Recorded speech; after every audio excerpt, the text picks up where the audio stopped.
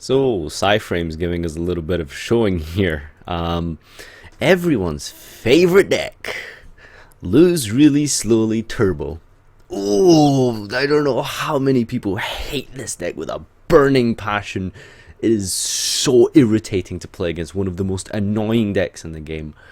But I gotta give massive credit to this guy because he got 7th place at this regional playing this deck, and he's a genuinely really smart guy. Looking at this list, this is a great list in terms of Psi-Frames. His ratios are all good. I love his his card choices here with the ripplings and stuff. This list is solid. If you're a Psi-Frame player, you guys gotta thank this guy so much because he's made the best list that I could really think of for Psi-Frames. Now, I'm not a Psi-Frame expert, but I did dabble in this nonsense a while ago. I actually made a Psi-Frame guide on my channel. Should I leave that in the description? I'll leave that in the description. I made a Psi-Frame guide. How many? I don't know why. I did that like a year ago, maybe more. But yeah, deck's kind of interesting. If only for the social experiment factor of understanding and like interacting with another human being and seeing how they respond to a Psi-Frame player. It's quite interesting. There's varying levels from generic laughter to, oh my god, I'm gonna fucking lean over this table and punch you in the nose.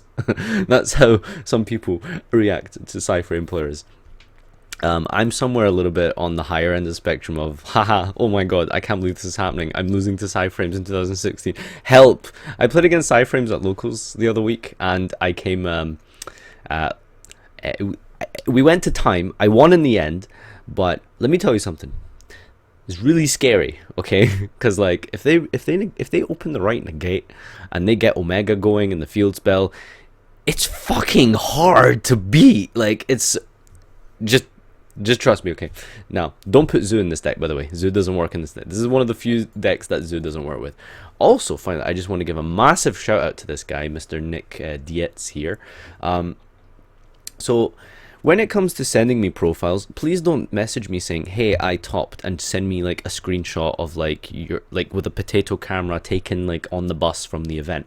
This guy, look at this. Just take a look at this on screen right now. Look how amazing this is. Look, he sent me an email with a short little introduction. He gave me his tournament report, and he gave me a final note, and in the attachments he gave me the YDK file of the deck to import into FarfaYGO Pro.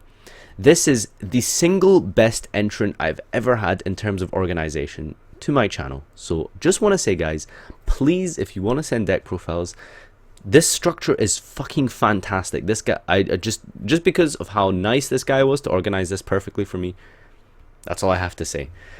So good. So yeah, I played Psi-Frame in 2017. I've typed up a tournament report and some notes on the deck. If you need more information, I'll be happy to provide it.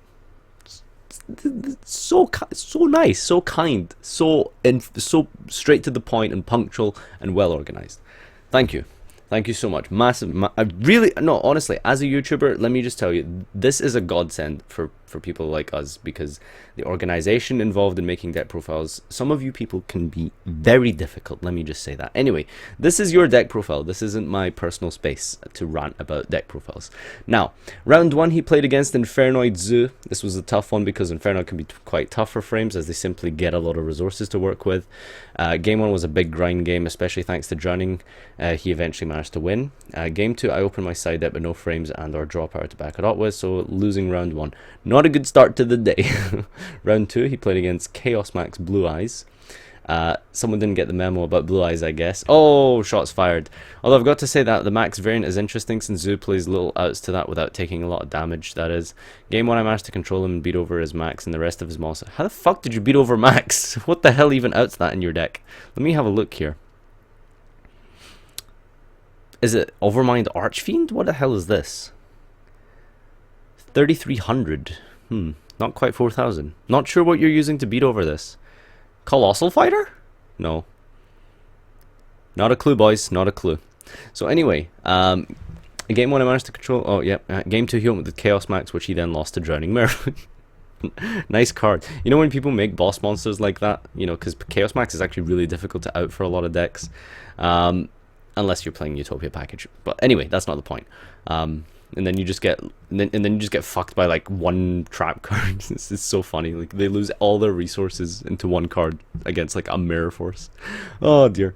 Round 3 he beat Blue Eyes, just the regular version. So this is the advantage of losing round 1. You get to ride out that X1 bracket straight to the end. He managed to drag the game out a lot longer thanks to Soul Charge, which included bringing back his Titanic Galaxy. Ooh, Titanic Galaxy is a little bit hard for Psi-Frames to deal with because you play a lot of spells. Game 2 was another grind thanks to... Oh, wait, sorry, I read that part. I swear that deck always top deck Soul Charge at some point, but we went into time, which I won as I drew my last card in the last turn. Round 4 he beat Kaiju Zoo. And then Pure Zoo. I don't want to spend too long on this profile going over this. But anyways, final notes was I'm pretty satisfied with how the deck ran and performed. I had a much better Zoo matchup than I anticipated. The side deck didn't come up a whole lot, but Ogre and Strike definitely performed really well. Skill Dream, D-Fissure, and Macro came up and did their job when they did, so I'm satisfied about that. System Down definitely is going to go since ABC really isn't a deck anymore, which I expected, but sometimes people stick to their decks or they make a Zoo variant. And while Epsilon didn't come up at all, I still think it's good in the Paleo matchup. Soul Drain is another card I could probably ditch at this point. I plan on including at least another Strike, and probably another Cosmic Cyclone, maybe a multi-threader to deal with destruction in today's format. Soul Drain is actually not too bad. Paleo Frog's still running around, and it's only one card that completely shuts down the deck. So yeah, I don't know. I mean, they're generally playing Zoo variants now, so Soul Drain like doesn't really do anything. But yeah, Macrocosmos fucking. I would just main this shit, honestly, like Infernoid Zoo, Metalfoe Zoo, like even just Pure Zoo, like losing their resources to the Banish Zone, like fucking main this shit, man. Like this would piss off a lot of people, honestly. This I'd probably just main the D-Fissure and Macro, honestly. A lot of people just fucking hate that card. Anyway, yeah, the extra deck is pretty much as you would kind of expect from Psi-Frames, Triple Omega, Overmind Archfiend. Let's give this guy a little read here. So he needs 2 non-tuner sidekicks. You can select one sidekick type in your grave, remove it from play.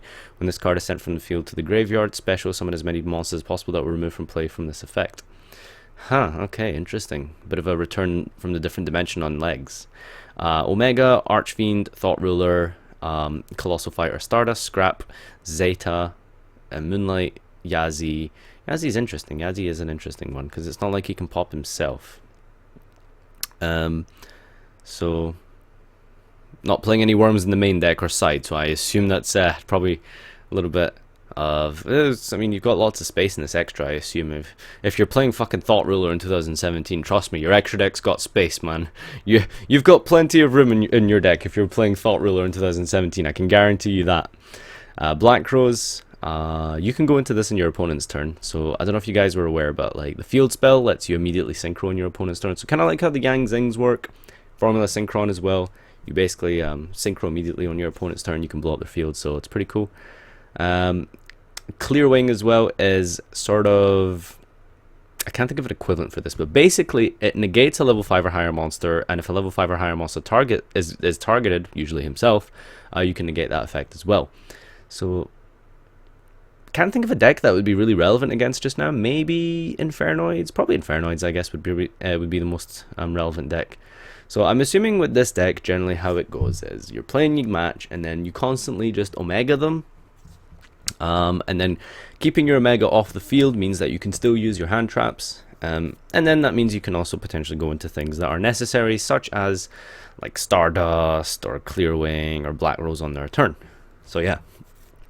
Side deck is Ghost Ogre, 3 Epsilon, 2 DD Croat, 2 System Down, Cyclone, and Di-Fi, 1 Strike. 1 random strike in the side deck. I want to say sometimes, not all the time. Soul Drain, Skill Drain. Yeah. So yeah, that's the deck profile, guys. Just yeah, I can't believe you did that well. You did that well with this deck. Honestly, it's pretty fun though. It's pretty interesting. Now, the only reason I would not take this to an event, right? See, if you're playing at a major event or even just a regional, right? It takes a toll on your body, like physically. So like you need to go to the toilet. You want to get some food. You need some rest, right? Are you playing a deck like Psi-Frames? You go to time every fucking game, every round, every match. You literally go to time. Every time without fail. It's crazy. So like when you're playing a long event, you just need a break sometimes. Like it's nice to just win in like 2 turns, like over the course of a whole match, and just go get some food and relax for like, you know, like fucking half an hour, right? Or even if you just lose really quickly, that's fine too. But this deck, even if you're losing, it takes a long time to lose, and even if you're winning, it still takes a long time. So not the best for mental health, basically, at an event. Anyway, long profile. Just wanted to talk about this because it's sort of a hate-love thing I have with this thing. Yeah, congratulations again to topping with Psi-Frames in 2017. I hope you guys enjoyed the profile. If you need anything, comment in the description down below and we can try sort you out. Thanks for watching. Let me know what you think, and we'll see you next time.